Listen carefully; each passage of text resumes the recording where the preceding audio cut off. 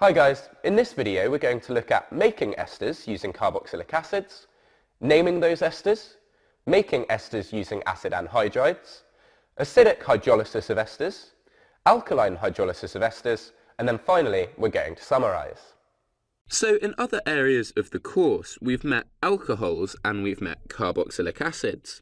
But it turns out we can combine these two types of chemical into a new type if we mix them with a sulfuric acid catalyst and gently heat this mixture.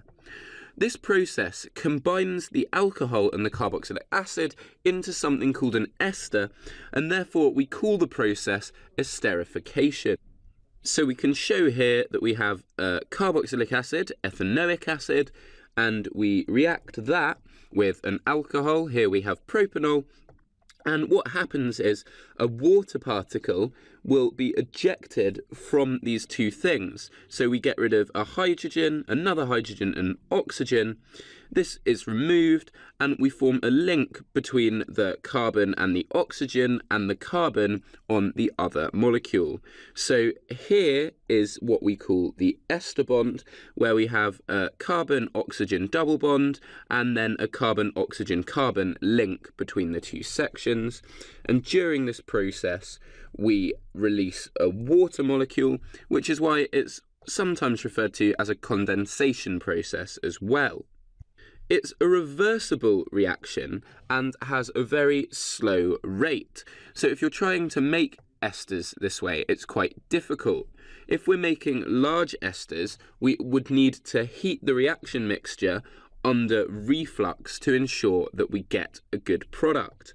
Esters are volatile, which means they evaporate easily and can therefore be separated from this reaction mixture afterwards using fractional distillation. So now we know what an ester is, let's think about how we name them.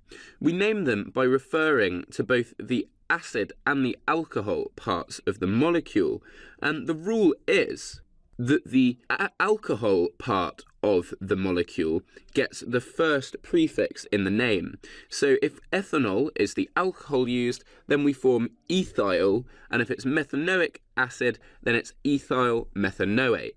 So that would look like this, where we have our ethyl group here and our methanoate part of the molecule here. The same applies for ethanoic acid and propanol. Alcohol goes first, so propyl, ethanoate. Propanoic acid and methanol, methyl propanoate. And we can draw out the structures of these two molecules.